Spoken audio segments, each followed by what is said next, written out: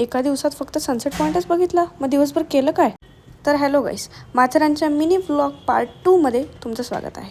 Check in केल्यानंतर इथं लोळत पडायचं कारण म्हणजे सगळ्यांनाच माहिती आहे, एक तर मी खूप आळशी आहे आणि प्लस इथलं हे वातावरण खूप निवांत होतं. हे परत फ्री पॅसेंजर्स भेटले का?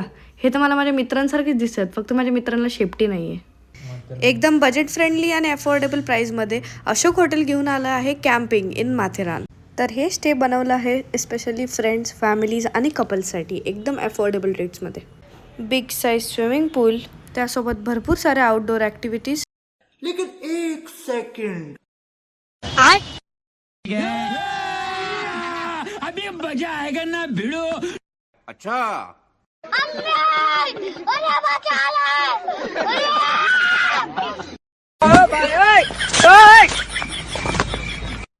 रात्रीची वेळ झाल्यानंतर असं सुंदरसा सेटअप, एवढी छान लाइटिंग आणि मस्त फोटोशूटसाठी ही जागा. दिवस जरी संपलेला असला तरी अशोक हॉटेलमध्ये अजून रात्रीच्या पण भरपूर गोष्टी करायच्या राहिलेल्या. डीजे नाईट बरोबर मॅजिक शोही होता. मॅजिक शोमध्ये हे काका असं आग बरोबर खेळून वेगवेगळ्या प्रकारचे आयटम्स दाखवत होते. असं जर मला माझ्या आईने कधी करताना बघितलं ना, माझी आई मला खूप मारेल. यांची आई कशी अलाव करत असेल हा माझ्या डोक्यात सतत प्रश्न पडत होता.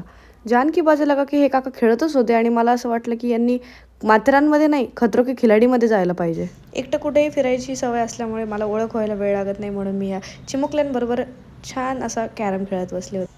जेवणाला भरपूर मोठी लाईन होती, पण तरीसुद्धा मी माझा नंबर कसा बसा लावला. जेवणाची क्वालिटी खरंच खूप छान होती. व्हाईट सॉस पास्ता तर मी कमीत कमी 3 वेळेस खाल्ला. छान असे tent, cosy lighting, camp fire आणि थंड असं वातावरण. मग कधी येत आहे हे सगळं एन्जॉय करण्यासाठी माझ्यासारखं? तुम्हाला स्टे कसा वाटला हे मला कमेंट करून सांगा. सकाळी उठल्यानंतर हे बघितलं की एवढी मोठी लाईन लागली आहे. ही लाईन कसली? म्हणजे काल तर अनलिमिटेड सगळ्यांनी खाल्लंच, आजही ब्रेकफास्ट अनलिमिटेड. ब्रेकफास्ट करून मी निघाले माथेरान फिरायला. चला तर मग नेक्स्ट व्लॉगमध्ये भेटूया. Okay, bye.